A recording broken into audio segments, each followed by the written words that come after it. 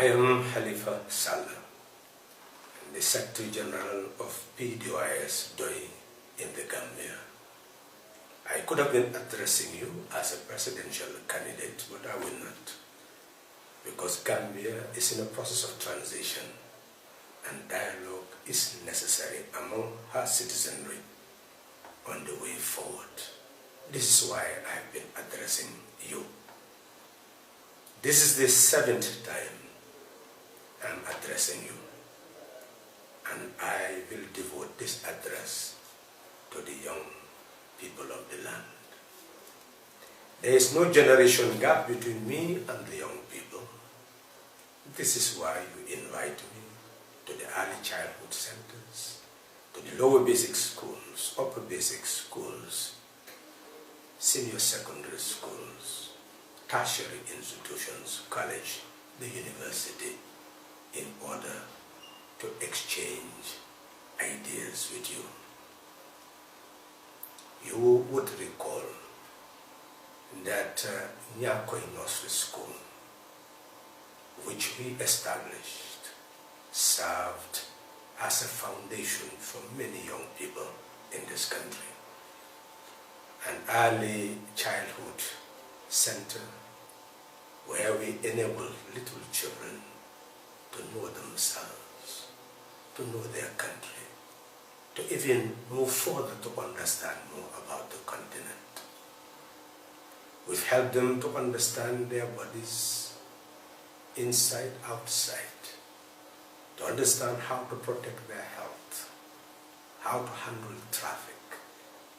We help them to have leadership qualities, to know that they are part of a nation, to know that they should prepare themselves to contribute to the development of that nation at that age.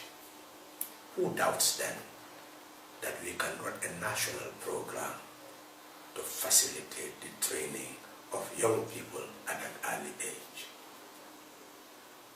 We have worked very hard. When I first came to the Gambia in 1977, up to 1978, I decided to establish a branch of the African Youth Movement for Liberation and Unity in the Gambia.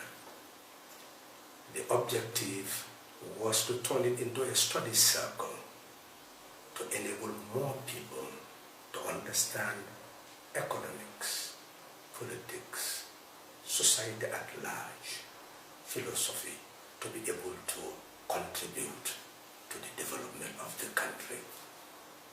That study circle was also able to provide adult literacy to many adults. We call it night schools, who, when we found ourselves incarcerated at Mile 2, found themselves serving us as prison officers. And they revealed to us that they learned the little English they knew, the capacity to read and write through our night schools. We worked very hard to prepare to build the party by contributing 1/3 of our income to that. I decided to work in social welfare precisely to be able to work with the poorest of the poor, to serve the needy. The disabled who were excluded, we now call them people living with challenges, physical challenges. I helped them to build their institutions, their organizations, in order to demand their rights, gave them confidence. I've traveled the length and breadth of the country to see the poverty of the land and work to minimize it, but more concretely for its eradication by taking up the political agenda. I've taught at the School of Nursing, School of Public Health, gave lectures in the colleges, attend many symposia, even run a program over Radio Gambia called The Future Leaders, in order to help the young people to take charge of their destiny. So in short, it is important for you to understand that I have been with you throughout my life. What made that possible? Some have said that I should narrate my own profile, but my duty is not to sell myself as a slave. It is to share with you, to understand what made me to become the person I am today, to be of service to you. At the age of maybe 12, my teacher at primary 6, Mr. Abdullah Njai, Serekunda School, wrote to my father and indicated that this young child needs attention. If given support, this person could be of service to this country.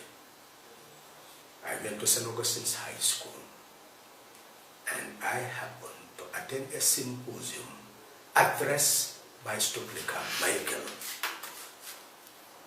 And the eloquence of the gentleman, the subjects he raised, made me to devote my life that day to serving Gambia and Africa. At that time, my level of consciousness had not reached the level of the world as a whole.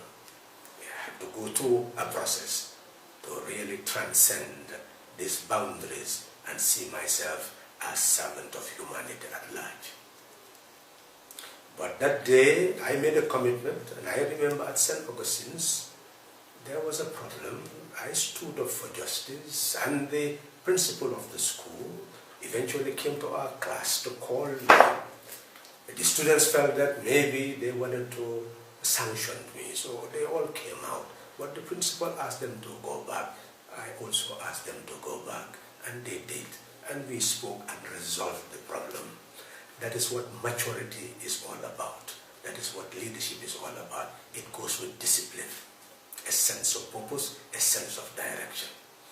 I left this country with that ambition to prepare myself to be of service to my country, to my people.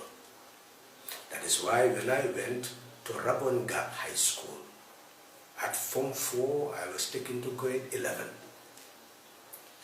And with this sense of direction and purpose, I had to excel, appreciated by my fellow students, the peers, as well as the administration. I was the only African, only person of color in that school.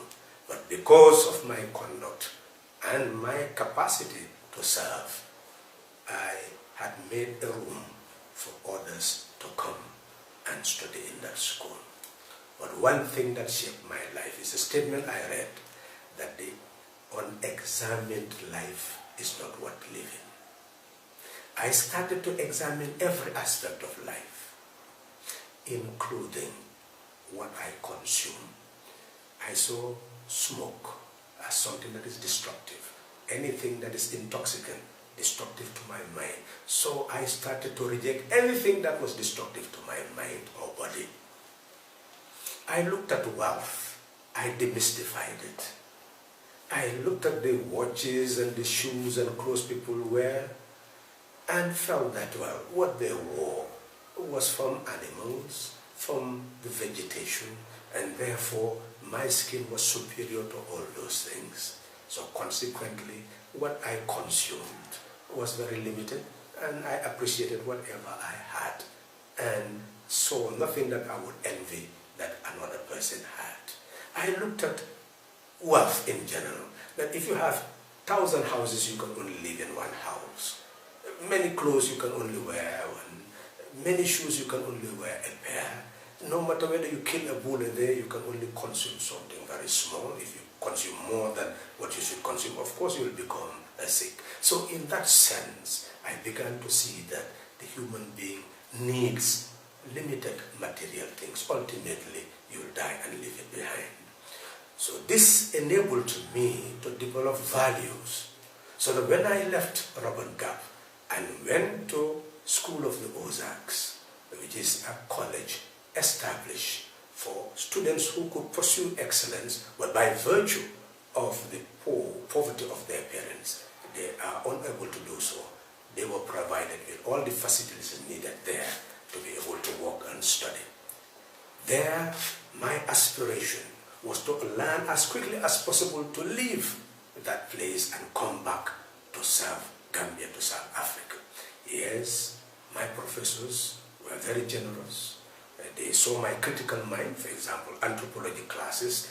They will show me the Native Americans, how they performed witchcraft, how they lived in these huts, and they presented it as if this is their culture, their tradition.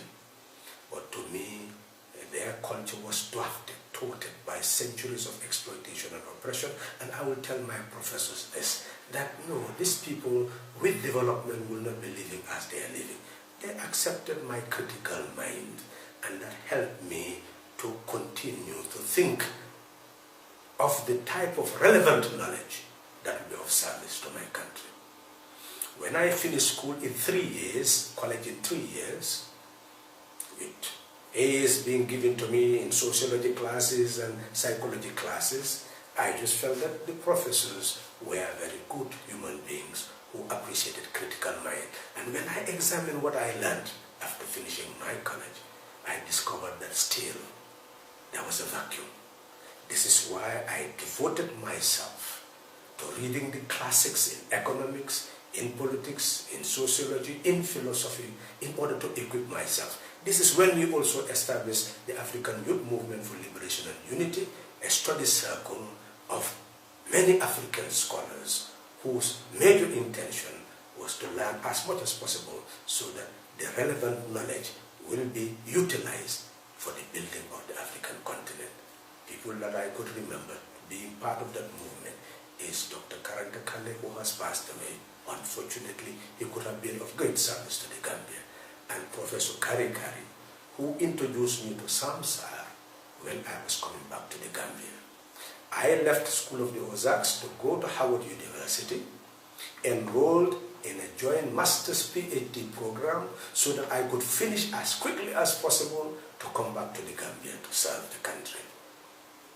During that period, I came to the Gambia in 1977 and met Samsar with the intention of building the same study circle so that even if I were to go back, that study circle will continue to train new Gambians to know exactly how we can deliver the type of service that will eradicate the poverty of our people.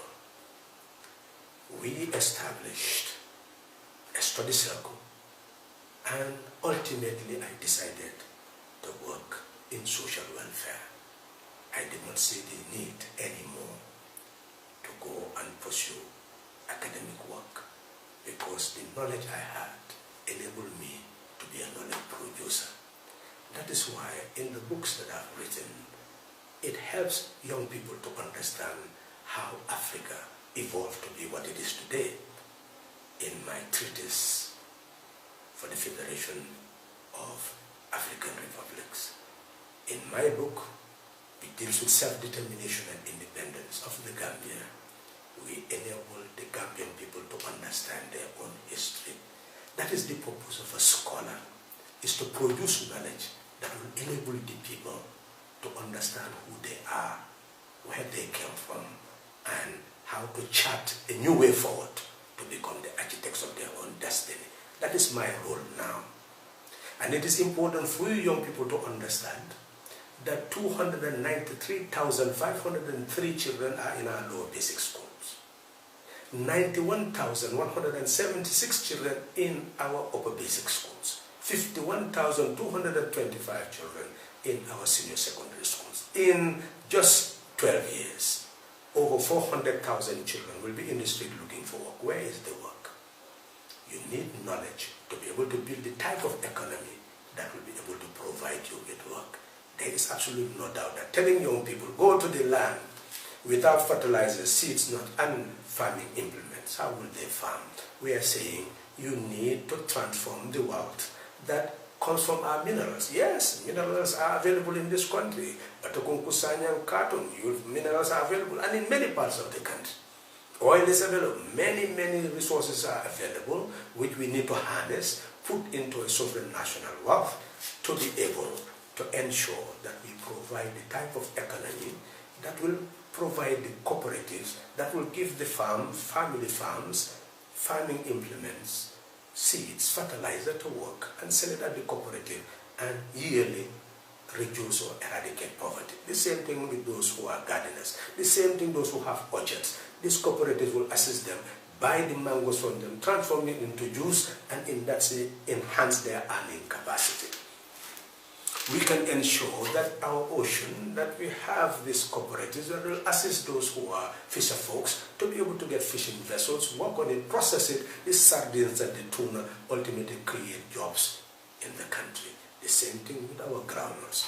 It's over 667 million spent in terms of importing groundnut oil. We can produce all this. That money will be kept in the economy to expand the economic base. So these are all ways and means of ensuring that jobs are created, the farming community develops, the urban community also develops. The private sector, look at what is actually happening. If you say the 1.6 billion is actually traded in foreign currency, that private sector is not investing in a productive base. You can assist it, and we will tell you what the programs are so that they'll be able to invest in the productive base and therefore generate employment as well as give income to the state. So in short, what we are saying is the productive base needs to be developed, but you need people who have knowledge to be able to do that so that you become the architects of your own destiny.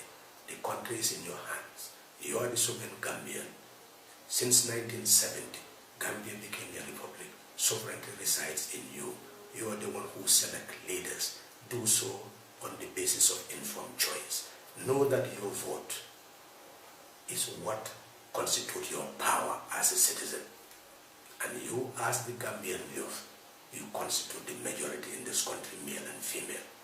If you do not have a job, you will not be able to maintain families. And your life will be perilous. So we are saying that it is important that today you make a decision that you own the Gambia.